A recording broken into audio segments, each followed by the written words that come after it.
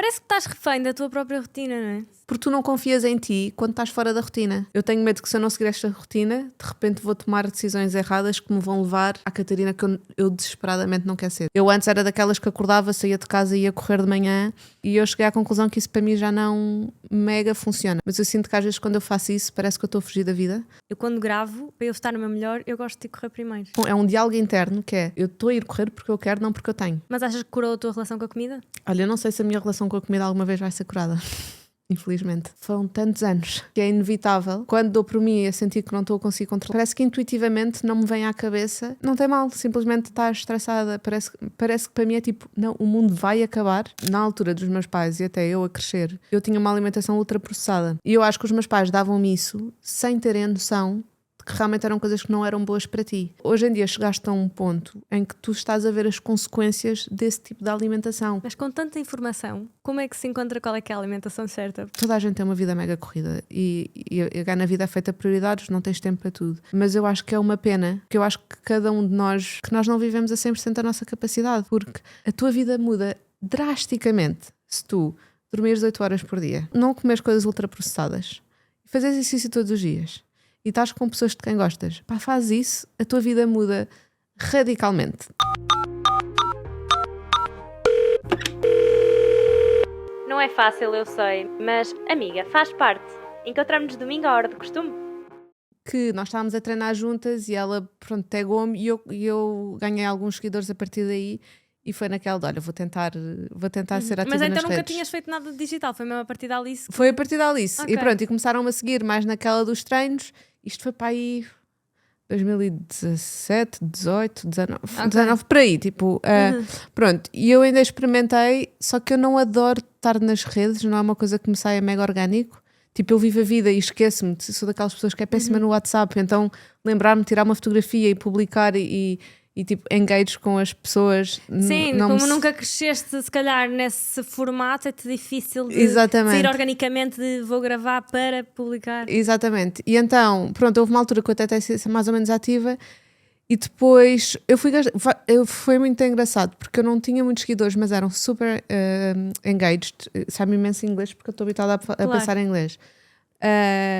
E eu lembro que eles tipo, era uma comunidade muito próxima e eu às tantas comecei-me a sentir super intimidada pelas pessoas conhecerem a tua vida. Nem tanto isso, era eu lembro-me de pensar, eu sou tão imperfeita e eu entrei em pânico de malta que olha para mim quase como esta tem tudo resolvido e eu estou longe de estar tudo resolvido, ou seja, esta coisa de ser role... passar essa imagem de... Sim, de role model quando eu ainda tenho tanto para resolver e depois eu dei por mim a sentir que eu fazia muitas coisas a achar, não era bem a achar, mas era naquela de não, mas agora eu tenho que fazer porque existe esta expectativa e esta é a minha persona. E eu sinto que eu comecei a não ter uma relação assim tão saudável. Eu já não estava a fazer as coisas por mim, mas era quase pela percepção. Mas mesmo a nível de treino, que sentias que treinavas para partilhar? Não, imagina, não treinava para partilhar, mas estava presente aí que tinha que partilhar, porque realmente existia esta expectativa e eu sentia que tipo, agora a Catarina acorda todos os dias às 5 da manhã e vai treinar. E what if há um dia, porque toda a gente tem isso e estás na semana do período e não consegues e não queres ver ninguém à tua frente, e eu sentia que eu não tinha espaço para essa imperfeição, ou eu não me dava esse espaço, era eu que não me dava esse espaço. Tipo, eu tenho noção que é tudo, é de mim para mim e é a minha cabeça. E então eu devagarinho fui-me afastando, e depois foi com o lançamento da Tarwi, que até tem graça porque eu queria que fosse o oposto, eu queria lançar a Tarwi e ser super aberta, mas foi tão difícil, foi muito mais difícil do que eu estava à espera começar a Tarwi, que eu dei por mim a afastar-me cada vez mais, porque eu sou daquelas que quando tem um problema eu também eu afasto-me. Também eu. E então pronto, eu dei por mim não comunicar, porque eu acho que as pessoas não pensam nisto, veem um business e provavelmente sabes isso com o teu podcast, tipo, o podcast é um negócio e tu tens que o gerir e tens que ter a certeza que há um lucro, tipo, ou seja, é uma parte de hobby, sim, e veio com um idealismo por trás, porque havia uma razão de ser pela qual tu querias montar isto e tinhas uma mensagem que tu querias partilhar, mas como tudo na vida, vem com responsabilidade e as coisas têm que acontecer, e o que aconteceu com a Taro e às tantas era problemas atrás de problemas entre equipa, entre fundadores, porque depois é muito difícil, porque eu comecei a Taro com amigos e passar de amigos para business partners não é igual, tipo, tanto... Sim, eu tive uma marca de roupa, eu também sinto assim o paralelismo nisso, de que quando eu estava a construir a marca surgiram imensos problemas que eu não, optava por não partilhar. E só quando a marca chegou ao fim é que eu, ok, agora posso. Sim, mas por outro lado é pena porque... Mas eu sinto que agora tu estás a partilhar imensa coisa do processo. Sim, mas sentes que ainda não é essa camada toda. Não, está total. Porque eu cheguei a... Pronto, um bocadinho também aprendizado, que é...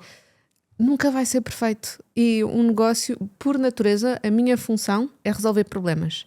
E se eu estiver à espera que não hajam problemas para eu partilhar, tipo, eu vou chegar ao final da vida a sentir...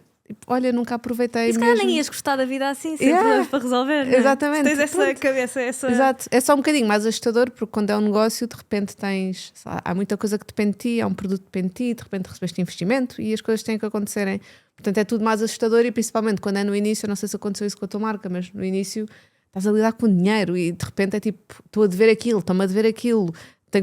Eu não sei explicar, vem com uma pressão muito mais adulta que é completamente diferente. Sim, e também passou a ser o teu trabalho, não é? Estás a construir uma família e de repente tudo depende do sucesso disto. Da minha vida e dos meus cofundadores também. Exatamente. É um bocadinho diferente porque eu fui a única que me despedi. Ok. E tanto que nós, entretanto, pronto, a relação foi evoluindo. Nós éramos 3, um deles saiu totalmente. Ok. A Alice hoje, e mesmo assim a Alice, ela hoje em dia já só comunica a marca. Ou seja, ela não está envolvida no dia-a-dia de construção da Tarwi, mas vai comunicando, ou seja, quando há momentos-chave, ela comunica. E tu decidiste voltar, portanto tiveste 15 anos em Londres e decidiste voltar por causa da Tarwi ou foi porque... Eu lembro que tu partilhaste no podcast da Nur, achou que sentias que Lisboa te causava assim uma ansiedade de não pertenceres aqui. Ai, total, e continua. Continua? Sim, continua. Eu tinha imenso medo de voltar para Lisboa porque eu saí daqui... Eu fiz licenciatura cá, eu fiz licenciatura na Católica e saí logo, portanto eu nunca trabalhei em Portugal. E eu sinto que eu ainda saí um bocadinho uma criança por formatar, eu virei adulta em Londres. E portanto eu saí daqui uma pessoa que entretanto cresci e amadureci, mas sempre que eu voltava dava de caras com a Catarina que eu era quando cá estava. E eu acho que eu tinha muito esse medo de voltar e voltar a entrar dentro da caixa, assim.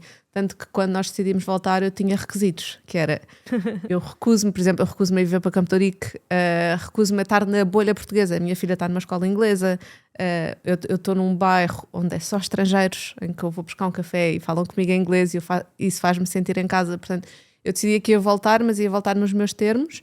E nesse sentido é mais fácil porque eu não estou a viver no bairro onde eu cresci com os meus pais, não estou na zona onde eu andei na escola e então sinto que não tens tanta experiência ou tanto encontro com o passado, que para mim é tipo... Mas as pessoas continuam a ser as mesmas, não?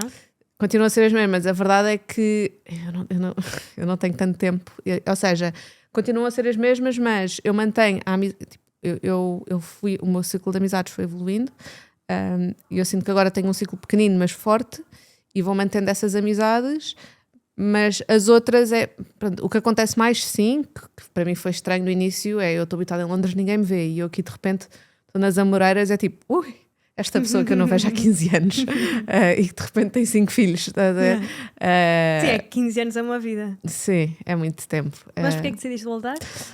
Decidi voltar porque tanto eu como eu e o Tomás, que é o meu marido, cada um de nós tem a sua empresa e já nós estávamos em Londres apenas por razões profissionais, somos ambiciosos e queríamos crescer e profissionalmente para nós já não fazia diferença estar lá ou não, porque eu estava a trabalhar para Portugal, porque entretanto as operações da Tarwi são todas cá, eu comecei a construir a equipa cá e ele estava a construir a equipa cá e ele está meio que a trabalhar para o mundo. E então chegámos a um ponto que foi, não faz diferença eu estar aqui, estar na China, estar em Bali ou estar em Lisboa. Para mim eu vou para Lisboa porque dá mais jeito até com a Tarwi. Eu tenho a família, o Tomás é português, ele é de Lisboa, portanto a família dele também está aqui. Nós só temos uma filha e eu acho que provavelmente não vou ter mais filhos. E portanto ela aqui pelo menos está com a família, não está tão isolada e eu acho que é importante crescer com esse apoio. Então foi, olha, acho que se é para voltar agora. Também sentimos que o capítulo de Londres já estava a fechar. Londres mudou muito com o Brexit e esquerda a entrar no governo. Mas tu estavas a entrar muito com a Tarwi no Reino Unido, não é? Pronto, a ideia da Tarwi no início, quando nós começámos, a ideia era a Tarwi era ser inglesa. Só que enquanto que tu vais aos Estados Unidos tem essa graça, tipo, a história da Tarwi foi, eu deparei-me porque eu com a minha panca de saúde e bem-estar, eu decidi experimentar ser vegan. Eu fui vegan durante 2 anos e eu sou extremista em tudo aquilo que eu faço e estou a tentar encontrar o meu equilíbrio, mas pronto.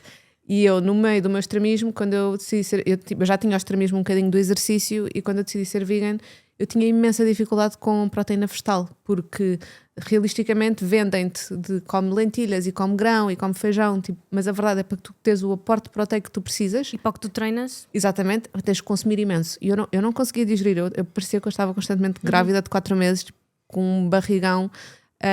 E então dei por mim a cortar nas leguminosas e só consumia soja, ou seja, estava sempre, era tofu, ou tempeh, ou tofu, estás a ver?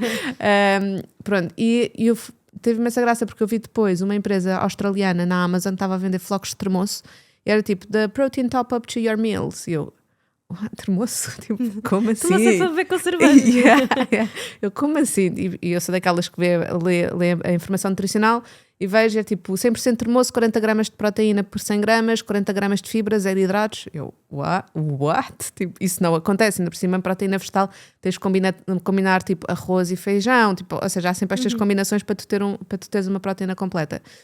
E a Gana Catarina, nos seus extremismos, começa a ler research papers sobre o termoço, percebia tipo 0,001% e percebi que o termoço é uma proteína super completa, igual à soja, tipo, ou seja, tu comes um peito de frango ou comeres um termoço, sim, tem todo o perfil de aminoácido completo, não tem lectinas, e as lectinas são as proteínas que estão nas leguminosas que eles estão em plantas e tu não as consegues digerir. E é isso que causa o desconforto, causa gás, causa aquele tipo de inchaço. E o termoço não tem isso, então é muito mais fácil de gestão, para além de não ter hidratos de carbono, é literalmente só proteína e fibra. E eu depois comecei a ver startups nos Estados Unidos que estavam a lançar o termoço como tipo the next superfood. Tu vais aos Estados Unidos e vais ao Whole Foods e é tipo termoço em todo o lado. E eu, como assim? Tipo, eu vivo em Londres há 15 anos, era daquelas que tipo, eu comecei a seguir wellness antes de wellness ser uma indústria. Tipo, sou portuguesa, tipo, como é que eu não sei que isto existe, que o termoço é isto? E eu na altura estava a trabalhar em finanças, mas já com vontade de saltar para outra coisa. E foi, pá, eu não sei explicar, foi tipo gut feeling, eu nem sabia o que é que eu queria fazer, eu só sabia, eu quero ir vender termoço, porque se não for eu, vai ser alguém. E então, olha, despedi-me, foi mesmo. Visão. Fui ter com o Tomás e disse, olha, Mazinho, eu acho que me quer despedir a vender termoço. E ele disse, mas foi logo assim, decidiste logo que te ias literalmente, despedir. pá, porque basicamente isto tudo começou, porque foi um verão que eu estava com a Alice, foi verão de 2019, eu estava com a Alice e eu tinha acabado de voltar de licença maternidade, porque eu entretanto achava que estava destinada a ser personal trainer. Pois, tinha de ser algo relacionado com wellness. Exatamente. Ou treino, alimentação. Mas calma, mas tu alguma vez estudaste alguma coisa de nutrição? Sim, calma. Eu tirei o curso de PT porque eu achava que eu estava feita para ser PT e estava na indústria errada. Tipo, estou no mundo corporate, mas isto não é para mim. E eu descobri que estava grávida e a minha gravidez foi meio turbulenta. E eu, durante a gravidez, tirei o curso de PT. E quando a Alice nasceu e eu estava de baixa de maternidade, foi tipo: olha, estão-me a pagar a licença. Inscrevi-me num ginásio low cost com PT e comecei a ter os meus clientes. Sim, então era. Pronto, eu deixava a Alice com uma senhora que ia lá para casa e eu ia treinar os meus clientes. Estava tipo às 5 da manhã a limpar passadeiras. Tipo, foi uma vida paralela. E depois, pronto, depois eu fiz isto ainda para aí durante 5 ou 6 meses. Foi literalmente a minha licença toda. E o que eu cheguei à conclusão foi: olha, eu adoro isto, mas eu adoro isto para mim porque eu adoro movimento mais de um ponto de vista é mais holístico. É um momento para ti. É um momento para mim e não só, tipo, eu sou extremista em tudo o que eu faço, então não era o exercício, era eu tenho um desequilíbrio aqui, era quase já ir para fisio e motricidade humana, que é eu tenho um desequilíbrio, eu estou mais fraca do lado direito e aqui o meu glúteo deste lado está a causar tipo imbalances do outro lado, portanto é muito mais movimento como um todo que me interessava. E como é que tu trazes isto na tua qualidade de vida todos os dias? E a verdade é que quando tu estás num ginásio, principalmente num ginásio low cost, realisticamente as pessoas vão ter contigo, olha, eu vou casar vou casar daqui a 2 meses, quer perder peso assim, estás a ver? E eu não me identificava com isso e pronto, e o PT infelizmente é um curso que é relativamente fácil de tirar e portanto havia lá muita gente que era, eu sou PT porque é isto ou é ser um delivery boy, eu não quero ser um delivery boy. E então não me identifiquei e eu percebi que é tipo, realmente eu gosto da componente de business, eu gosto de estar no escritório e portanto eu voltei depois para o trabalho e foi bom até porque olha, fechei o capítulo, experimentei, não era para mim. E nesse verão eu estava de férias com a Alice e ela estava a falar, tipo, estava aqui a pensar a fazer alguma coisa fora do digital, experimentei as bolas da Delícia Celiela, aquilo é mega fácil, é só tirar umas tâmaras. Eu tipo, bora, vou vender again, extremista, vou vender, vamos fazer um negócio juntas e vamos vender bolas energéticas. chego a Londres e eu vou falar com um amigo meu e disse: olha, vou vender bolas energéticas. Ele: olha, eu acho que isso não é assim uma grande. Tipo, exato, ou seja, a não ser que sejam havia lives muitas marcas, se calhar, no que mercado faziam assim. isso. É tipo no... Em Portugal nem tanto, mas em Londres de certeza. Exato. Em Portugal, mesmo, se calhar na altura, isto era 2019, acho que já começavas a ver, apesar de estar no início, mas ele fez um ponto, bastante bom ponto, que é: why are you better, why are you different? Tem que haver uma razão de ser, a não ser que tu queiras realmente que seja só um lifestyle business e algo que tu tens de lado. Pronto, e eu aí ficou e voltou o termoço, e foi aí que eu comecei a ir mesmo tipo deep dive. Isto foi no verão, e eu em setembro comecei a mergulhar no termoço e vi que havia imensos programas da União Europeia a puxar a produção de termoço na Europa, porque o termoço cresce naturalmente na Europa, mas não existe produção suficiente local. E depois, ou seja, todo o termoço hoje em dia que tu vês aqui ou vem da Austrália ou vem do Chile. Só que o termoço faz frente à soja, e a única razão pela qual não existe mais produção é porque não existe mais procura. E não existe mais procura porque ninguém sabe que existe. É isso, em termos de informação, é um grande trabalho que vocês têm de fazer. Exatamente. Para mostrar que o importe proteico também faz diferença na alimentação diária. Portanto, o meu desafio era... Já começam a fazer este trabalho nos Estados Unidos, eu achava, é uma questão de tempo até alguém fazer isto aqui. Comecei a querer lançar em Londres, porque Londres é um mercado perfeito em termos de posicionamento para isto. Mas o que eu percebi foi, ainda não há o interesse do termoço, e portanto sou eu a criar esse interesse, e o custo de criar esse interesse é massivo, e nós fechámos agora uma ronda de investimento, mas antes disso era eu a financiar a Tarwi, e portanto tu vendes um humus a 3 euros, eu tenho que vender muito humus para conseguir ter dinheiro para fazer uma campanha de marketing.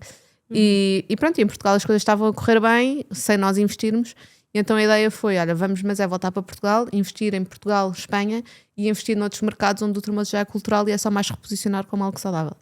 Pronto, e é isso tudo puxou a volta para Lisboa também. Os nossos investidores estão baseados no Dubai, eu estou a ir imenso lá e para Riad. Pois eu tenho visto que também tens feito imensas viagens para lá. Sim, que é todo outro mundo. Quem diria que eu ia acabar a minha vida a vender termoço na Arábia Saudita? Mas e principalmente uma pessoa que é tão focada em rotinas e hábitos, não deve ser fácil. Como é que lidas com isso? Olha, isso por acaso foi uma das coisas boas que a Tarwi me deu. Era muito seguir um plano. Tu não és de acordar às 4 da manhã? Sim, continua. Quer dizer, agora a volta a Lisboa trocou-me um bocadinho o cérebro, mas eu sou uma pessoa da manhã e eu às 9 da noite vou para a cama. E obviamente quando tu viajas, isso trabalha-se bem. O que eu faço na mesma, a minha rotina de acordar mais cedo, mas deixei de me agarrar tanto. Enquanto antes era, se eu não cumprisse a rotina, literalmente o meu mundo caía. Eu hoje em dia já me consigo encontrar e já tenho as minhas âncoras, e pronto, são coisinhas que eu fui arranjando. É tudo da cabeça. A terapia? Olha, eu fiz terapia durante imenso tempo, tanto que o Tiago, que é o meu psicólogo, ele mandou uma mensagem ontem, porque eu já não faço terapia para aí desde fevereiro. E eu não sei como é que eu ainda estou viva. Mas eu antes disso, eu comecei a fazer terapia em 2015 e ainda era um bocadinho tabu fazer terapia nessa altura. E mudou-me a vida. E eu acho que com isso, e muito desse trabalho, e depois também... eu sinto que meio que limpei como é que se diz? Ia dizer limpar o prato, mas não sei se é a palavra certa, mas é tipo blank canvas. Eu comecei a fazer terapia e comecei a questionar tudo da minha vida, e com isso comecei do zero e comecei a escrever imenso e a pensar imenso, e portanto eu acho que foi uma combinação dos dois. A terapia dá-te imensas ferramentas, e uma coisa boa que eu tive, porque eu quis fazer terapia porque eu sabia que não estava bem, e para mim a terapia era uma coisa non-negotiable, pode não me apetecer ir, mas eu vou. E eu tenho muito esta coisa que é showing up. Às vezes é a coisa mais difícil, é tu simplesmente apareceres e dás a cara, e não é só aparecer, é apareceres na tua totalidade. Tipo, eu estar aqui e conseguir ser 100% honesta contigo. Sim, não fazer por fazer. Exatamente. E portanto, se eu vou aparecer na terapia, eu vou aparecer e vou dizer exatamente aquilo que me vai na alma e na cabeça, e isso ajuda-me a processar. E depois eu tirava o que tinha com todo o desconforto que vem atrás, porque obviamente havia sessões que era tipo... Chorava bem. Sim. Depois horas para recuperar da sessão. Sim. Não é fácil, e tu tens que estar ok com essa, pronto, com tudo o que traz ao de cima, porque traz tudo ao de cima.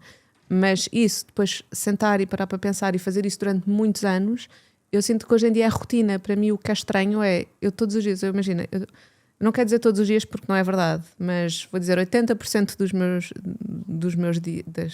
meus meses, das minhas semanas, digamos, Eu acordo, eu faço yoga e depois ainda tento fazer algum exercício tipo leve, mas não, pelo menos um yoga, e depois faço matcha e sento-me. E é literalmente escrever o que me vem à cabeça. E é um escrever, mas sem pensar. É literalmente, eu tanto posso escrever, tenho que ir ao supermercado, after school, atividades depois da escola da Alice, tenho que comprar não sei o quê, ou tipo, tenho que fazer aquilo no trabalho. E é literalmente, eu tenho 2 planners, isto é assustador, mas eu tenho o meu livro de rascunhos, em que é onde eu ponho, é um mental dump de tudo aquilo que eu tenho para fazer, e depois eu tenho um outro que é, ok, agora bora estruturar isto. Que é, ok, o meu dia hoje, o que é que eu tenho hoje, o que é que eu posso fazer, e isso ajuda-me imenso. Pronto, foi-me ajudando a perceber aqui onde é que eu tinha bloqueios. Muitas vezes também estamos ali ocupados na nossa cabeça de que tenho imensas coisas para fazer e só ansiosos para o dia, não é? Ajuda a estruturar e pôr as coisas no papel. Sim, okay. Porque senão. As coisas estão organizadas, deixa-se só fluir. E acaba por ser uma approach para o dia consciente, ou seja, não é o dia que me leva e as coisas que vão surgindo. Não, eu tenho noção que eu hoje só tenho tempo para fazer isto e isto são as minhas prioridades. E estes 15 minutos que eu tiro de manhã ou 15 minutos à meia hora para pensar, faz toda a diferença, porque há mini coisas, tipo, principalmente do meu lado, porque e acredito que para ti também, porque tu estás a gerir o teu negócio, mas há tantas mini coisas que é tão fácil tu te esqueceres. E eu adoro esta coisa deste silêncio de manhã em que não há nada, porque o mundo inteiro está a dormir. E eu acabei de acordar, então estou numa paz massiva, não há aqui emoções no meio. E imagino que uma filha também estar acordada antes dela acordar para poderes ter o teu tempo, não é? Eu acho que qualquer pessoa que tenha filhos percebe que ter tempo para eles antes dos filhos acordarem é uma bênção. E eu tenho imensa sorte de eu ser uma pessoa matinal e da Alice, que é o nome da minha filha, a Alice adora dormir. E portanto é aqui um equilíbrio perfeito. Sim. E costumas também fazer o teu exercício de manhã? 4 da manhã é muito cedo. Não, pronto. Isso por acaso é algo que eu noto que era mais fácil em Londres do que é aqui, eu acordar tão cedo. Eu estou a acordar. Pronto, eu agora, por norma, eu gostava que fosse 5, mas eu dou por mim aqui muito mais vezes a ser pelas 6. Tenho noção que estamos a ir ao detalhe e para a maior parte das pessoas isto é super cedo. Era mais, eu estou habituada a acordar às 5 e tipo, das 5 às 6 é o meu momento de acordar, não acordar, fazer yoga, etc. Depois das 6h30 é quando eu escrevo e depois aí começa a rotina. Eu antes era daquelas que acordava, saía de casa e ia correr de manhã e eu cheguei à conclusão que isso para mim já não mega funciona. Gosto de vez em quando, gosto ao fim de semana, mas eu sinto que às vezes quando eu faço isso parece que eu estou a fugir da vida. O ir correr? Sim, eu não sei se isso te aconteceu, porque eu comecei a correr quando eu... Correr foi assim a minha primeira ferramenta. Foi, basicamente como a mim. Eu estava em Londres e eu claramente não estava bem, estava super ansiosa. Foi quando eu comecei a trabalhar, o meu primeiro trabalho. Londres, ambiente super competitivo. E eu sempre fui uma pessoa insegura e tinha as minhas inseguranças. E eu, quando estou insegura e quando estou com medo ou nervosa, eu desconto na comida. E eu estava a ganhar algum peso, ainda por cima com uma estrada em cima, que é festas, etc. E eu estava a perceber, tipo, isto aqui não está mesmo a correr bem. E literalmente comecei a correr. Mas eu corria, eu tinha um mini parque à porta da minha casa e corria tipo 10 minutos. E depois foi aí que as coisas foram evoluindo. Mas eu sinto que eu estava a correr porque eu estava a tentar fugir da pessoa que eu era. E por isso é que eu gosto muito mais do yoga hoje em dia, porque tu no yoga não foges, tu enfrentas. Sabes? Tipo, tu na corrida estás... Não sei, porque eu estou acho que na tua fase anterior, se calhar. Tu sentes que ainda estás a fugir? Não, eu acho que não estou a fugir, mas eu vejo a corrida como um mecanismo para eu me sentir melhor todos os dias. Ou, por exemplo, hoje, para gravar podcast, eu quando gravo, para eu estar no meu melhor, eu gosto de correr primeiro. Concordo a 100%, mas imagina, eu dependo de onde é que tu vens e eu acho que volta tudo ao mental, é tudo da tua cabeça. Eu hoje em dia eu sinto que tenho que fazer é um diálogo interno que é, eu estou a ir correr porque eu quero, não porque eu tenho. E eu acho que muitas vezes eu ia correr, não só porque eu estava a fugir de mim, mas era porque eu queria perder peso, porque eu estava a perder o peso, eu queria ser algo que eu ainda não era, então havia esta obrigação, ainda é meio um conflito, que era algo que me dá imenso prazer, mas que ao mesmo tempo eu sentia-me refém porque eu tinha que ir. Eu não sei bem explicar, é uma coisa estranha e eu sinto que... Sim, eu sinto um bocadinho isso. De género, se eu agora fiquei doente uma semana e meia sem conseguir correr, é um sufoco, porque é a minha ferramenta. Exato, para lidares com o que quer que seja. Cabeça. Exato, com a cabeça. Sim. Mas o que eu aprendi é, para mim hoje em dia corrida é uma dessas e eu adoro correr, mas eu podia não ir correr, eu podia fazer uma bicicleta, eu tipo, hoje em dia sou apaixonada por fazer uma bicicleta, tipo, eu tenho uma Peloton em casa e adoro isso, podia fazer yoga, ou seja, aqui eu estou a fazer porque realmente me ajuda a processar, ou às vezes vou para a passadeira e ando só tipo em incline. E é mais um movimento do que a corrida em si. E muitas vezes para mim a corrida eu tinha que sentir que estava literalmente a... E obviamente, mas tu fazes imensos já fizeste imensos desafios de corrida, mesmo maratona. Sim. E tu disseste na altura no podcast que fazias estes desafios porque no final te dava a confiança de sentir que eras capaz. Completamente, mas aí é que está, eu já não o faço pelo físico, eu faço pelo mental. E é muito mais desta prova de mim para mim que eu consigo fazer coisas difíceis. E a corrida para mim começou do físico, que era literalmente, eu não gostava da minha forma física. Pronto, havia muito mais coisas por trás disso, mas na sua essência eu comecei a correr porque era, eu quero perder peso, eu não me estou a sentir bem comigo própria e comecei a correr e depois houve uma ligação que era, realmente há resultados e a corrida vem muito a partir daí. E depois mas depois, por outro lado, dava-me imenso prazer. Eu amava acordar de manhã e ver o nascer do sol, tipo, estar a correr quando o mundo estava mega silencioso. E eu adorava isso, mas eu sinto que hoje em dia já não preciso. Enquanto que antes eu precisava de começar o dia quase a fugir, hoje em dia eu sinto que existe. Estás mais equilibrada, não precisas. Sim, eu acho que é sempre. Escape. Exatamente, eu acho que é sempre uma forma de tu lidares, é sempre de ti para ti, uma forma de tu lidares com as tuas emoções da melhor forma possível. Mas achas que curou a tua relação com a comida? Isso é uma very tricky question. Olha, eu não sei se a minha relação com a comida alguma vez vai ser curada, infelizmente. Percebo. Porque acho que está tão enraizada em mim. E eu tenho fases. É fase, e o que eu noto nunca é sobre a comida, e tem sempre a ver com alguma coisa da qual eu estou a fugir emocionalmente e por isso é que eu vou comer. E depois é bola de neve, porque eu estou constantemente a fugir. É tapar buracos, não é? Sim, exatamente. E infelizmente eu sinto que, quando eu estou emocionalmente instável, eu compenso na comida, vai-me inevitavelmente aquele pensamento de fuck. Eu não sei se posso dizer isto no podcast. Que é estás a perder o controle, porque o meu problema sempre é uma bola de neve. É uma bola de neve. O meu problema sempre foi compulsão alimentar. E eu sei que há quem acha que tem compulsão alimentar, se calhar não tem. Eu tenho noção que eu tenho compulsão alimentar, tenho imensos problemas, tive imensos problemas com a alimentação e muito deste trabalho, até com a terapia, foi eu conseguir ter uma melhor relação com a alimentação. Mas foram tantos anos que é inevitável eu, quando dou por mim a sentir que não estou a conseguir controlar, sabes quando estás numa montanha russa e é tipo eu não estou a conseguir agarrar e acalmar, eu não sei, parece que intuitivamente não me vem à cabeça de não tem mal, simplesmente estás estressada, parece que para mim é tipo, não, o mundo vai acabar, não há saída daqui, exatamente, porque estou a entrar outra vez no buraco. Exatamente. E a única coisa que muda é que eu tenho isto com muito menos frequência e quando estou lá não dura tanto tempo quanto durava antes. Ou seja, eu antes se calhar ficava meses ou semanas, hoje em dia é 2 horas. Estás a ver? E é tipo, e imagina. Eu também ouço imensas vezes pessoas a falar de tipo, estou curada e nunca mais tive. Eu não acredito bem nisso, acho que se calhar pode ser uma fase em que...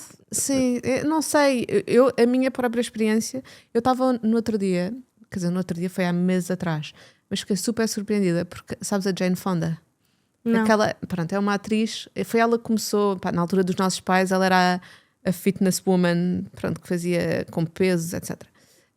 E era um role model americano e um sinónimo de beleza. E ela fez um podcast com a Alex Cooper do... Sim, pronto. Color Daddy. Exato. E ela fez um podcast com ela em que ela falou que tinha bulimia e que sofreu durante anos de bulimia. E eu não fazia ideia. E ela disse, olha, simplesmente um dia, eu não sei, simplesmente... Ela disse, eu sempre achei que ia morrer muito cedo por causa da bulimia. E simplesmente houve um dia que parou. Tipo, eu simplesmente deixei de o fazer. E isto foi com ela tinha ela disse no podcast, eu posso estar a mentir totalmente, mas mais do que 30. Eu acho que ela tinha para aí os seus 40, quase 50 anos. Posso estar a mentir, se calhar é mais perto dos 30, mas era por aí, já era uma adulta. E portanto, eu não sei, eu acho que chega um ponto em que se calhar alguns dos comportamentos que tu tinhas, realmente como tu vais amadurecendo e deixas de dar tanta importância à tua forma física e percebes que a vida é muito mais do que isso, porque realmente perdes esse hábito, porque pronto, já não é algo... É um mecanismo de escape, podes arranjar outros que substituam, não sei. É a mesma coisa que, por exemplo, o álcool, tabaco? Pois, eu acho que isso é um bom ponto, porque acho que é um bom ponto de se calhar arranjar Há quem consiga também deixar de fumar, não é? Sim, eu por acaso acho que isso é um ótimo ponto, que é se calhar tu arranjas um outro mecanismo que simplesmente não é esse. Mas pronto, somos humanos, toda a gente tem problemas e... Mas sim, é total lidar emocionalmente mal, lidar mal com as emoções, no fundo, não as processar. Exatamente. E é este o mecanismo de esconder isso. Exatamente. E eu acho que, não sei, de um ponto de vista da alimentação, principalmente nas mulheres, como para nós existe tanta pressão na forma física, que não existe nos homens, vamos ser honestas, não existe. Eu acho que quando o teu mecanismo de defesa de lidar com os stresses da vida, a alimentação, acaba por ser um problema muito maior, porque é visível. Imagina, se eu faço eu digo imensas vezes isto ao Tomás, o Tomás, meu marido, porque ele tem um trabalho super estressante e ele tem fases em que está ótimo e está a treinar e está bem com a vida e tem as rotinas certas, e depois tem períodos de stress em que ele literalmente fuma aqueles Aicos, em que de repente virou tipo um pacote numa noite. E eu digo-lhe, mas isso era exatamente a mesma coisa que eu tivesse comido todo o armário da cozinha para lidar com o stress. Só que para mim, se eu fizesse isso sempre, tipo, a diferença é que com o tabaco tu não vês o que estás a causar aos teus pulmões, não é? Sim.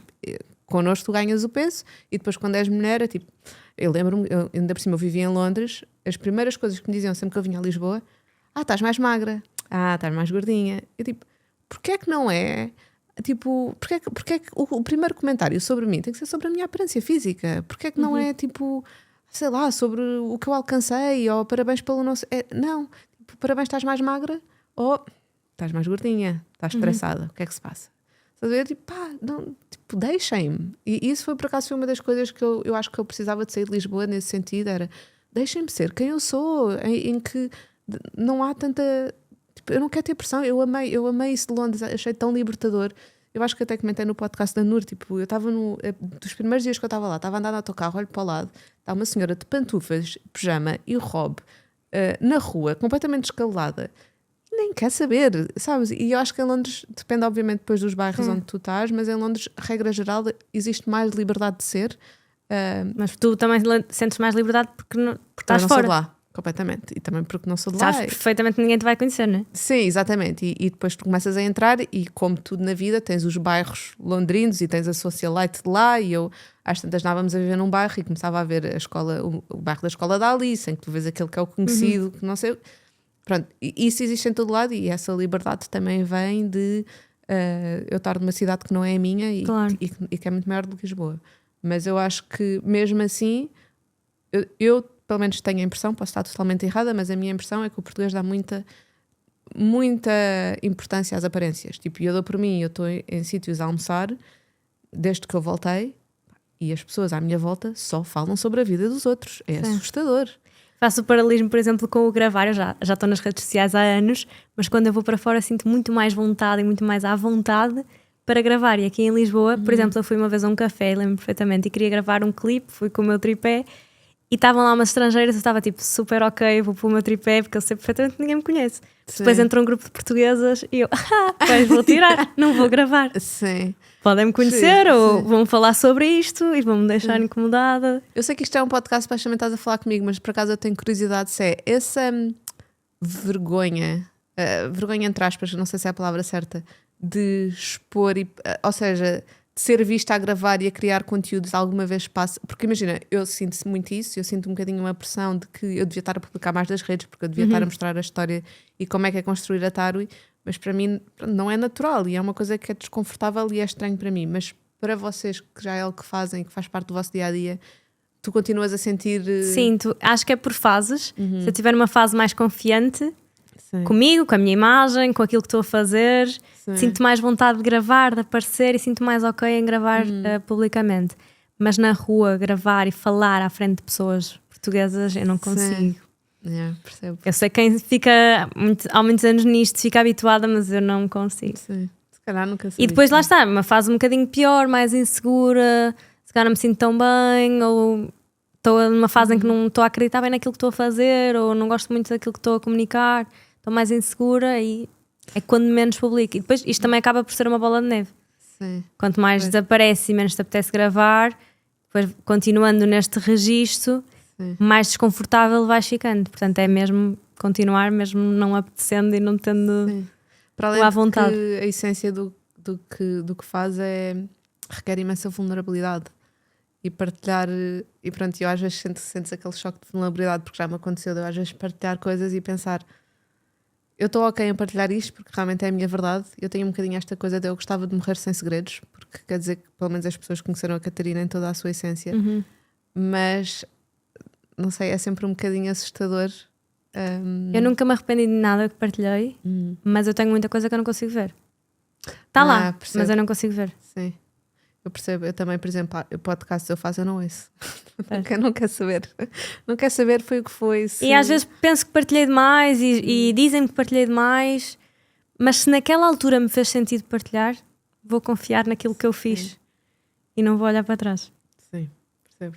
E acho que aquilo também, voltando ao início da nossa conversa, que estavas a dizer que quando estavas pior ou os mais problemas que foste tendo com a Taro e não só, que tens dificuldade em partilhar, eu acho que é aí que nós devemos partilhar e mostrar esse lado também, porque é aí que vai acrescentar.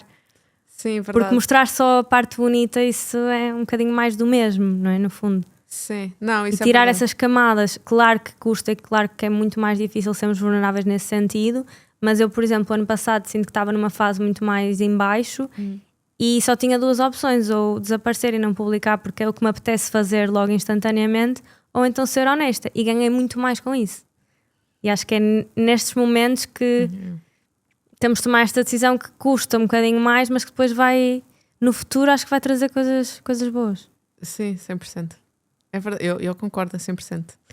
Olha, entrando um bocadinho mais na parte da alimentação, foi em Londres que tu também entraste mais no mundo de alimentação saudável e assim, eu queria também explorar um bocadinho contigo. Eu acho que hoje em dia temos aqui esta trend de corrida, bem-estar. O que é que tu achas que isto é uma trend ou que a nossa forma de alimentação e de posicionamento na vida está a mudar, de lifestyle?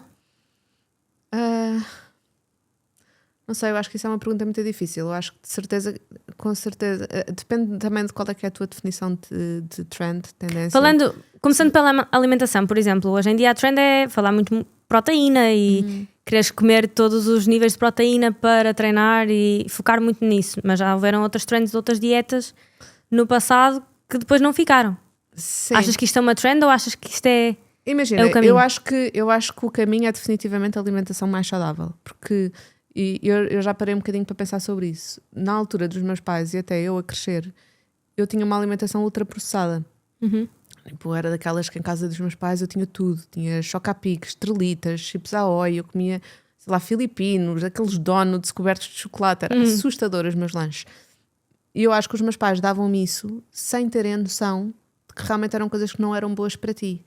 Porque para eles, de certa forma, era novidade. A alimentação mudou muito ao longo do tempo. E tu, hoje em dia, chegaste a um ponto em que tu estás a ver as consequências desse tipo de alimentação. Tipo, achas que já estamos a ver? Eu acho que já. Quer dizer, eu acho que já tens muito mais cancro, a taxa de obesidade é massiva. Então eu agora noto imenso, por exemplo, eu estou muito mais no Médio Oriente. Eles lá, a maior parte da população anda com glucose monitors no braço, porque a maioria da população é diabética ou pré-diabética. Eu acho que se calhar em Portugal, mesmo assim Portugal, Espanha, a Gana, a dieta mediterrânica não é tão impactada como se calhar uns Estados Unidos ou Médio Oriente, que são muito dependentes de uma alimentação ultra processada e portanto os níveis de obesidade são massivos, mas eu acho que por norma, pelo menos eu já começo a ver com pessoas muito mais novas a terem cancro, tipo, pessoas da minha idade que já começam a ter cancro. E eu acredito que muito disso venha de hábitos e da alimentação e de presença com algumas toxinas que fazem mal. isto para dizer que eu acho que as pessoas já começam a ter essa noção, obviamente em alguns sítios mais do que outros, mas eu acho que devagarinho tu começas a perceber que realmente não é sustentável e tu estás desconfortável. Acho que há uma razão pela qual hoje em dia toda a parte de personal development e wellness explodiu, é porque eu acho que grande parte da população estão a acordar e a perceber que não se sentem bem. Uhum. E é holístico. Eu acho que vem da alimentação, vem da forma como tu vives a vida, se calhar muito mais agarrado aos ecrãs. Mas voltando aqui ao teu ponto de tendência, eu acho que existe uma consciencialização de que eu não como 100% bem e eu devia comer melhor, ou pelo menos isto não me faz muito bem, e com isso vai gerindo. Acho que depois existe sempre, há quem esteja mais ok em sacrificar, ou seja, há quem esteja mais, há quem dê mais importância a isso ou não, há quem não queira. Por exemplo, grande parte dos meus amigos não é super saudável, apesar de terem uma noção de que querem comer melhor, grande parte dos meus amigos ainda continuam a comer não a 100%. Mas eu acho que tu vais começando a adicionar isto à tua dieta e à tua vida e realmente vês os benefícios e a diferença que faz tu comeres bem ou comer mal. Portanto, eu acho que a alimentação saudável em geral, acho que é uma tendência que fica. Agora, o que é alimentação saudável para mim pode não ser o que é uma alimentação saudável para ti. E eu acho que é aí onde morrem e nascem trends. Que é, por exemplo, keto. Tipo, keto é ótimo para algumas pessoas e não é ótimo para outras pessoas. Eu vim a descobrir que isto não é diagnosticado, é eu com as minhas leituras, mas eu tenho quase a certeza absoluta que eu tenho ADD e ADHD. E pessoas com déficit de atenção, é muito benéfico tu teres uma dieta com muito menos hidratos de carbono, ou seja, muito mais rica em proteína. E eu, por trial and error, eu aprendi que realmente isso para mim faz toda a diferença. Por exemplo, durante anos no mundo de wellness vendiam-me, olha, de manhã como um porridge. Eu comia um porridge, eu ficava em ácidos, eu não me conseguia concentrar. Boa açúcar logo de manhã. Sim, porque exatamente, porque ficas logo com o pico de glicemia massivo. E portanto isso para mim não funciona. Agora, para certas pessoas isso é ótimo e isso é uma alimentação saudável. Não estás a comer ultraprocessada, é aveia, estás a comer aveia com leite, com frutas. Mas com tanta informação, como é que se encontra qual é que é a alimentação certa? Olha, para mim foi trial and error e eu acredito muito que seja tentativa e erro. Eu acho que eu posso estar a dizer a maior barbaridade da vida, ok? Portanto vamos só pôr aqui o asterisco que isto é a minha ideia. E que não é zero fundamentada, mas eu acho que tal como nós temos diferentes tipos de pessoas, tipo, ou seja, tu hoje em dia vives num mundo muito mais global, certo? Mas back in the day tu não tinhas acesso a todo o tipo de alimentação, portanto eu acho que tal como tu tens pessoas com um tom de pele mais escuro ou mais claro que lidam melhor com o sol ou pior com o sol, eu acho que há pessoas que lidam muito bem com uma dieta apenas à base de plantas, há pessoas que não lidam bem com uma dieta. Sim, há pessoas que não conseguem processar lactose, por Exatamente. exemplo. Portanto, tu tens um bocadinho de tudo e eu acho que, infelizmente, tu só vais saber o que é que funciona para ti se tu experimentares e te des esse espaço para experimentares e explorando. E achas que numa rotina tão caótica não tenho tempo para fazer nada, tenho tempo para ler e perceber e tentar trabalhar na minha alimentação para... Ou vou só comprar coisas proteicas porque dizem que faz bem e vou comprar barras e... Pois. Eu percebo o teu ponto e concordo, eu acho que tem a ver com prioridades. Eu fiz disto uma prioridade para mim e portanto eu explorei imenso e veio com imensa tristeza porque eu comecei a explorar isto puramente de uma parte física e só depois é que foi mais para o bem-estar. E foi aí, por exemplo, eu experimentei vegan e foi, isto é ótimo para muita gente, para mim não funciona, tanto que hoje em dia continuo a comer muita coisa à base de plantas, mas já não é só isso.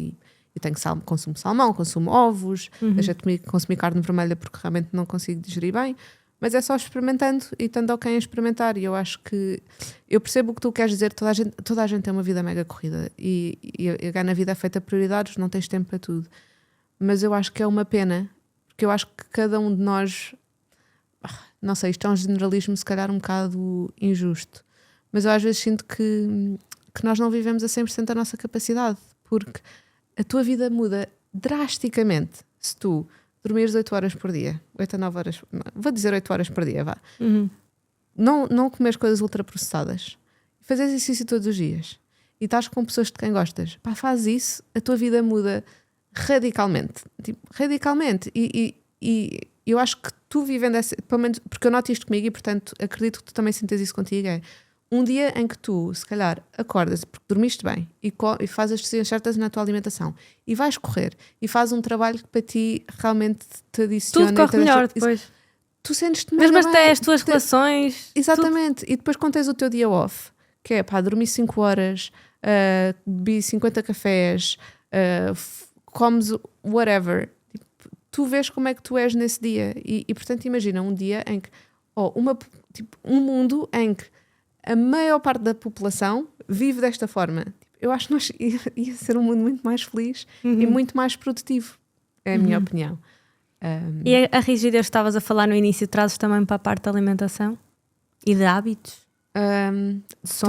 Trouxe definitivamente.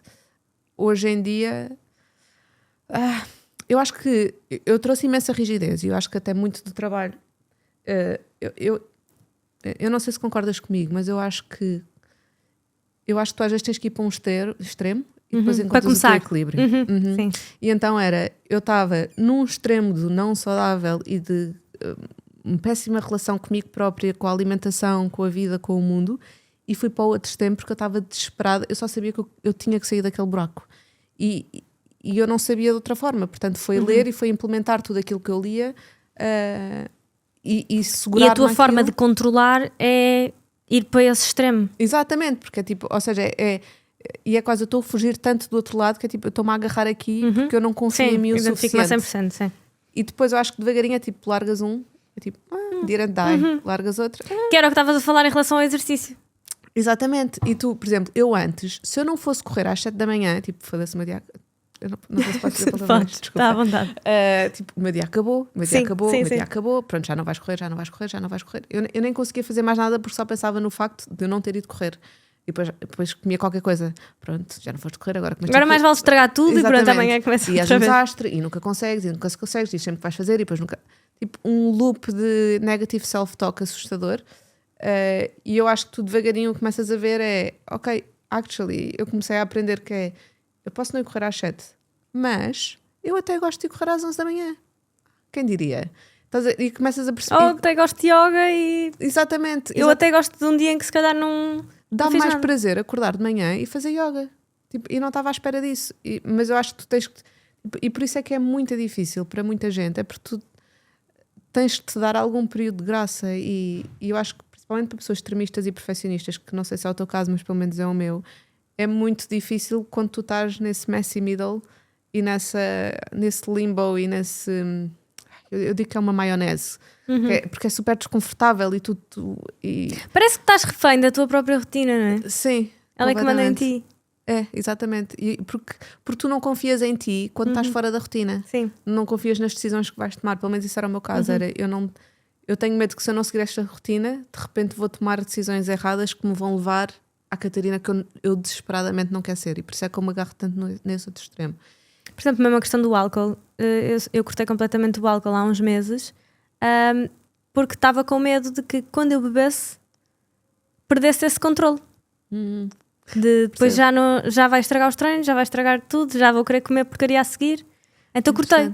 Agora neste momento já estou num ponto de equilíbrio em que já consigo beber um copo, consigo sair e está tudo bem no dia a seguir. Sim, interessante. Eu por acaso também cortei o álcool, mas foi porque eu não gostava de perder controle na pessoa de quem eu era.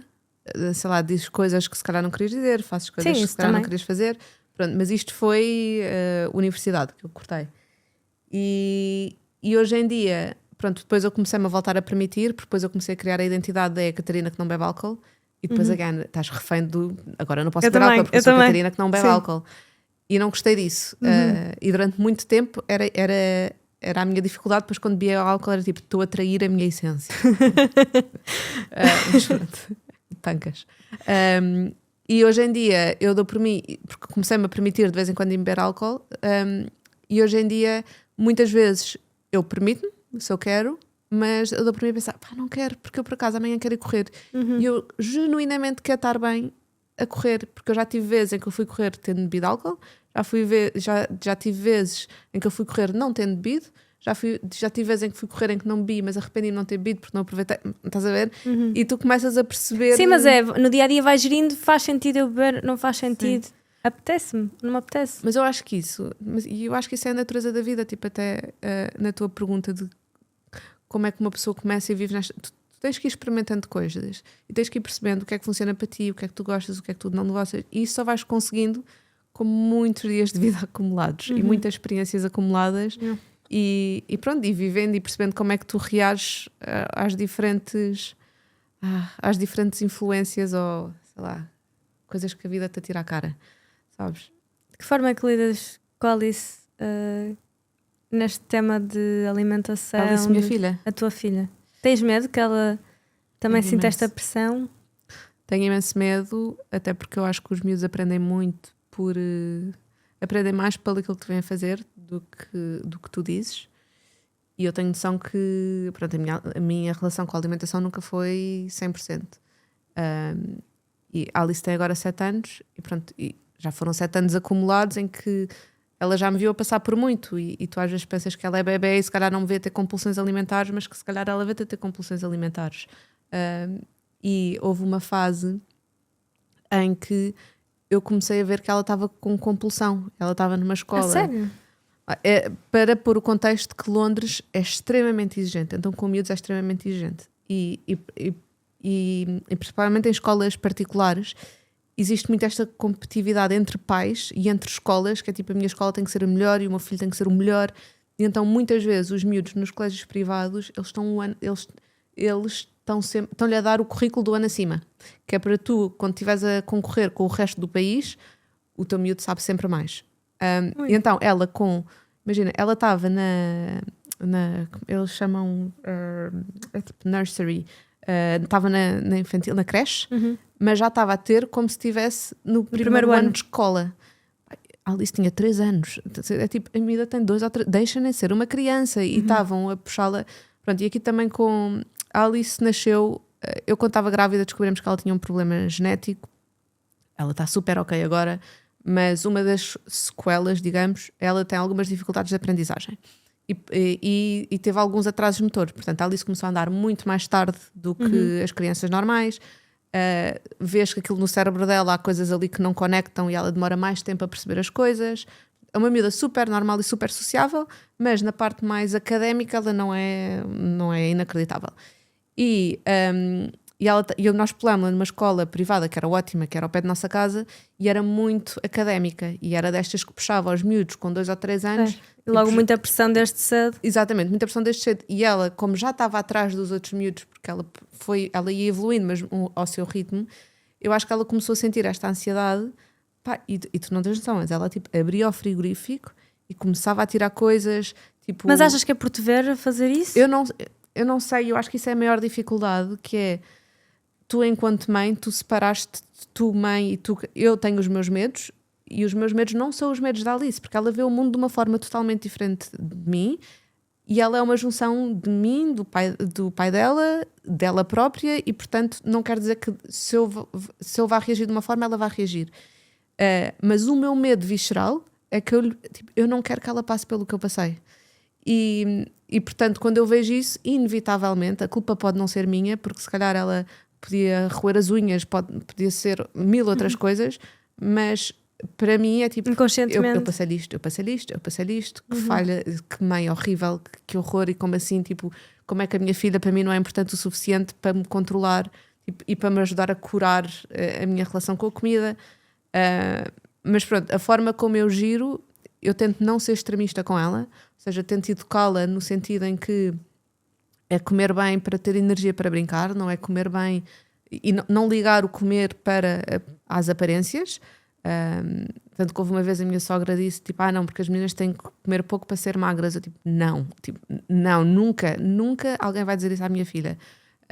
Tipo, tens que comer bem porque queres ter energia para viver, estás a ver? Não, isso, e pronto. Pronto, ser um bocadinho como exemplo e dizer e mostrar, porque isto é a alimentação que eu sigo, a alimentação que nós seguimos em casa, tipo, ela tem noção de isto é mais saudável, isto é menos saudável, mas por exemplo, ao fim de semana nós tipo, fazemos exceção, tipo, ou seja, é mais, comer bem é a norma, comer mal é errado. Sim, mas, ou seja, ter a alimentação principal ser comida funcional, não é?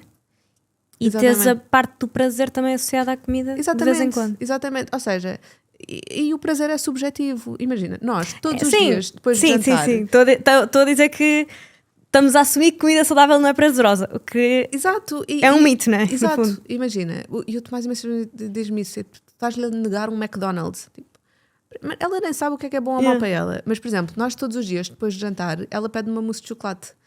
E eu faço um oikos e ponho um bocadinho para a tenda da Taro e é mousse de chocolate, estás a ver? E para ela isso é super prazeroso. Mas depois, ao fim de semana, ela pede-me para ir ao McDonald's. E eu tipo, ok, bora, porque apesar de eu pessoalmente não mega concordar, é algo que ela gosta de ver, os primos fazem. Eu não lhe vou negar isso, porque também é uma parte social, mas é mais ir gerindo este equilíbrio e tentar normalizar as coisas e pronto, e esperar que ela depois traz isso para o dia-a-dia dela quando for mais velha. Achas que na escola, tal como agora também falamos muito mais de saúde mental, de literacia financeira, achas que a parte alimentar também devia fazer parte? Sim, 100%.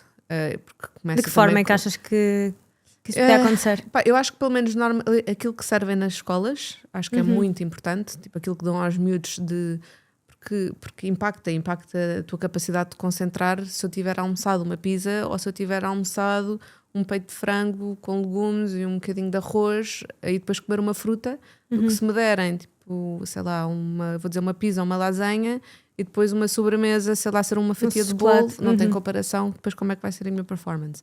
Portanto, eu acho que eles deviam ensinar isso, nem que seja, again, nem tanto pela teoria, mas mais pela implementação e pelas coisas que eles vão mostrando para ser o normal. Eu acho que o problema aqui é que tu normalizaste o snack em bolachas ultraprocessadas e não tanto o snack na fruta. Nos bares, os paniques e os croissants, essas coisas todas.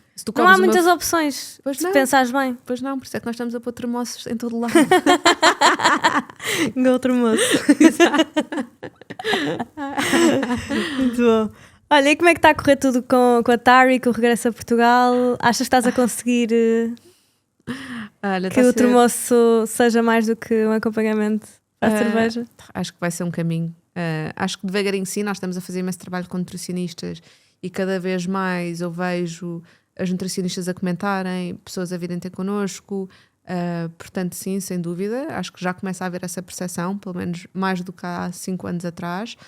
Acho que obviamente é algo que se vai fazendo e neste momento ainda há um nicho de pessoas que querem comer bem e que realmente têm essa noção. Pronto, nesse sentido eu estou super contente com... eu comecei quando nós começámos a Taro, o foco era Reino Unido e portanto nós nunca fizemos um grande trabalho de construir a marca em Portugal, tanto que a maior parte das pessoas com quem nós falamos ainda não sabe que a Taro existe e só agora é que nós estamos a investir em equipa e realmente investir em marketing para fazer esta parte mais educacional e as pessoas saberem mais sobre a Taro e sobre o termoço, sobre os nossos produtos, etc. E isso tem sido uma coisa muito gira, porque obviamente eu estive fora tanto tempo que dá-me imenso gozo, imenso não sei, olha, imenso prazer de ver, pronto, eu estar a construir uma marca que realmente quer penetrar este sim, mercado. Ser a primeira em Portugal sim, com este tipo de conceito. Sim, eu tenho um bocadinho um sonho, tipo, eu gostava que...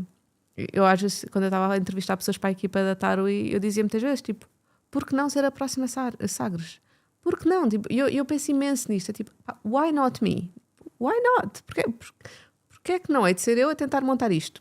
Tipo, tal como alguém fez a Sagres ou fez a Prozis, tipo, havia uma pessoa por trás que não fazia a menor ideia do que é que estava a fazer, simplesmente foi louco o suficiente para ir atrás e tentar fazer as coisas acontecerem. E eu gostava imenso de tentar fazer com que a Taro a certo ponto fosse um household name nas casas em Portugal, sabendo que eu sou muito mais ambiciosa do que isto. Portanto, eu adoro Portugal e Portugal é casa, mas de um ponto de vista de negócio, Portugal faz sentido primeiro atacar mercado a mercado, não é? Exato, e Portugal é um mercado muito pequenino e portanto hei de querer ir para fora. Mas pronto, o regresso a Portugal está a ser bom, obviamente com uma adaptação, porque eu nunca trabalhei aqui e portanto a forma de trabalhar é completamente diferente. Mas deve ser giro também ter equipa e trabalhar no escritório e coordenar tudo, não é? Sim, porque tu trabalhavas se calhar à distância, não é? Imagina, eu antes da Taro começar a ter equipa, era só eu e outra pessoa, portanto ia trabalhar remoto. E perguntaram-me isso no outro dia. Eu acho que é muito mais desafiante trabalhar sozinha. São coisas completamente diferentes e vêm responsabilidades diferentes. Eu agora tenho pessoas que dependem de mim e portanto eu tenho que lhes pagar um salário e portanto há objetivos a serem cumpridos e isso é assustador. Mas eu acho, mesmo assim eu acho isso mais fácil do que todos os dias a batalha mental de acordar, tomar decisões sozinha. sim, estar sempre tu com a tua cabeça. E acho que tu enfrentas mais monstros, porque quando estás rodeada de pessoas e de equipa, tipo, falas e vem coisas ao de cima e trocas ideias e é assim que as coisas surgem. Há coisas que estás a dar imensa importância, mas depois vês com uma leveza porque alguém diz qualquer coisa e tu riste. Quando estás sozinha, tu e o teu cérebro constantemente no diálogo interno, e eu tiro o chapéu a pessoas que tipo, só trabalham sozinhas, porque eu acho mesmo muito, muito difícil. Sim, e no fundo, seres empreendedora, tu podes seguir todos os caminhos que tu quiseres, e isso também é difícil, não é? Ter muitas possibilidades à tua frente. Tipo, qual é que é o certo? Eu não sei. Ninguém sabe, mas com quem é que eu posso falar para debater? Sim. Para onde ir? Não. Mas qual é que é o teu maior desafio neste momento?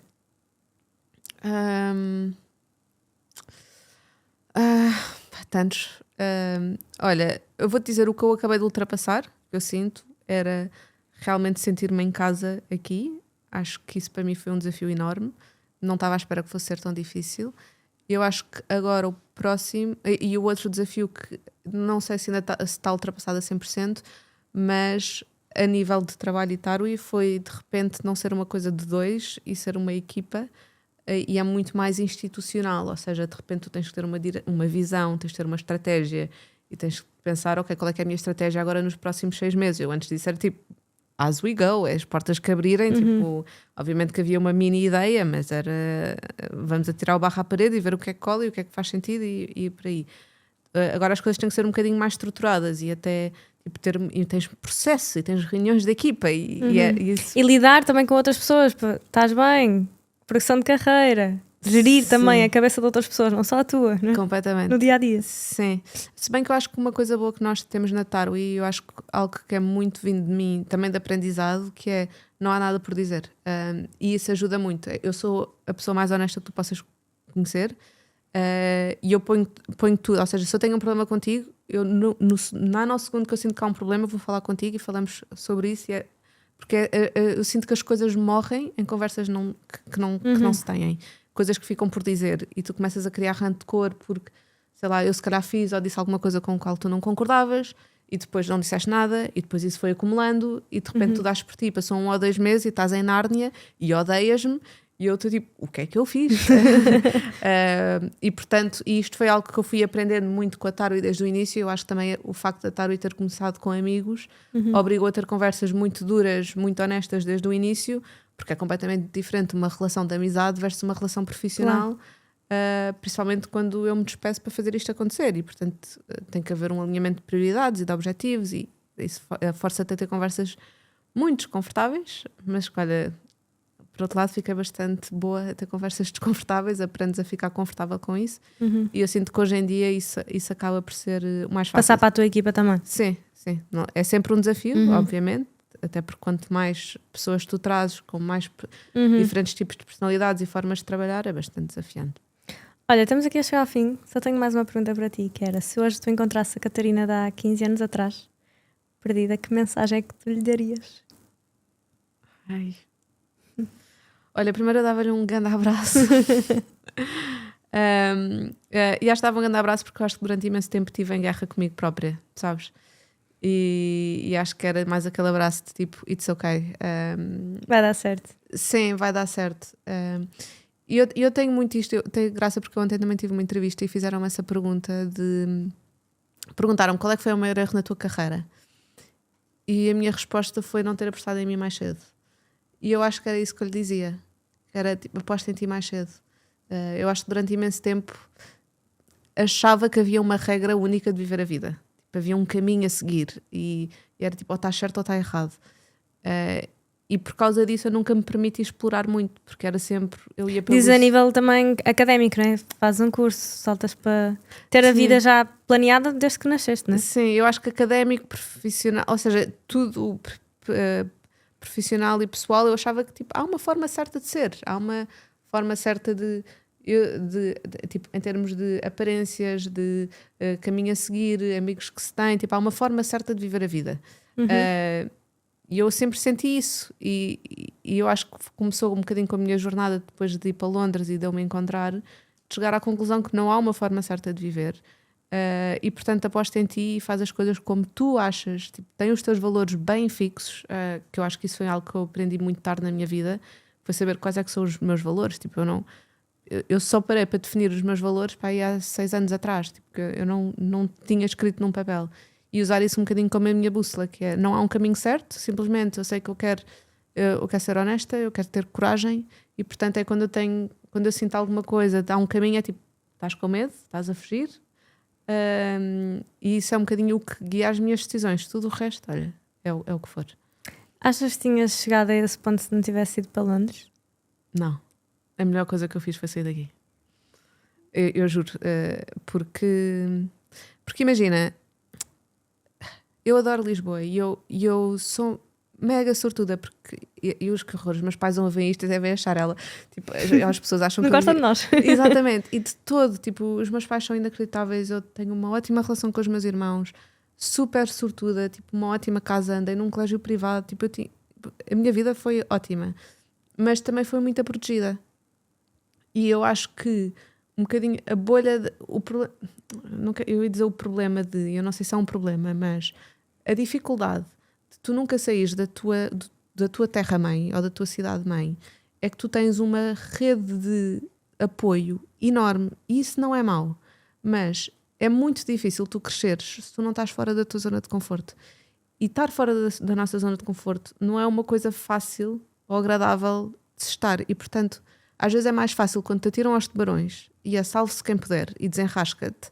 do que é tu estares na tua zona de conforto e ires atrás desse desconforto. Eu não estou a dizer que não pode acontecer, eu acho que é mais difícil tu ires à luta, e eu acho que nunca teria ido à luta porque nunca teria achado que seria capaz, porque eu sempre fui muito protegida e portanto nunca tive fora dessa proteção, e foi quando eu cheguei a Londres e de repente era pá, eu não conheço aqui ninguém e tenho que pagar, é um sistema financeiro que eu não conheço e tenho que abrir uma conta no banco, e como é que as coisas funcionam, o sistema de saúde é completamente diferente, e eu tive que aprender a tipo rely on myself de uma forma que aqui nunca teria, porque qualquer coisa tipo mãe Provavelmente nem sequer terias chegado à Tari, não é? de todo, eu estava neste Estavas momento para ir a trabalhar na Deloitte. And now we're here. And now we're here. Sim, eu às vezes dou primeiro. Tipo, não tens noção, eu às vezes gostava de estar na Arábia Saudita e ter uma câmara ao meu lado, porque estou eu no meio de toda uma cultura completamente diferente. Mas devias ter uma câmera ao teu lado, Catarina. Ai, não, eu estava a dizer à Ana, tipo, olha, eu acho que o próximo hire de marketing devia ser um full-time videógrafo para filmar o behind the scenes. Behind the scenes da Tari. Porque tipo, estou eu, principalmente na Arábia Saudita, que é 90, tipo, não há, tipo, na parte de business é homens, 100%, então sou eu rodeada de homens, tipo, todos eles com os seus, sabes, não é burca, não sei como é que chamam essa, mas pronto, tipo, culturalmente é completamente diferente, e eu pensar,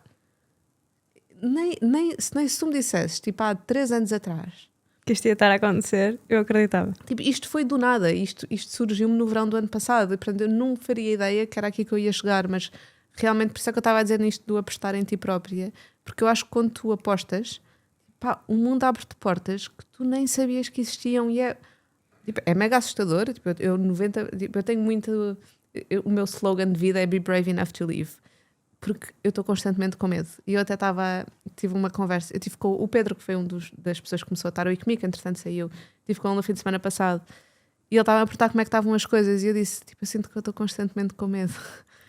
E disse isto meio triste, porque tenho imensa pena de eu estar constantemente com medo, tipo, eu não adoro viver a vida assim. E a resposta dele foi Aren't we all?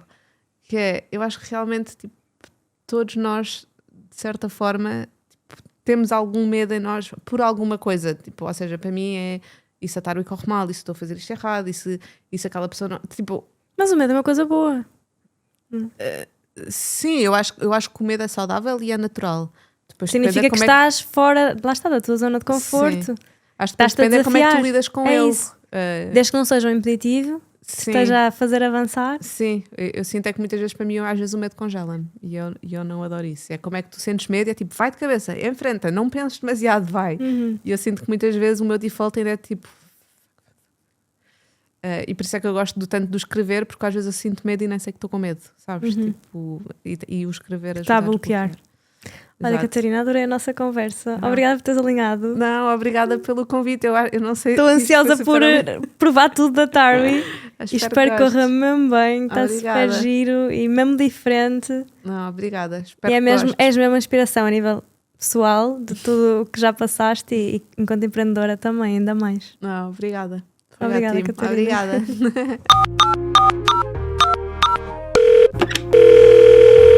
Não é fácil, eu sei, mas, amiga, faz parte. Encontramos-nos domingo à hora de costume.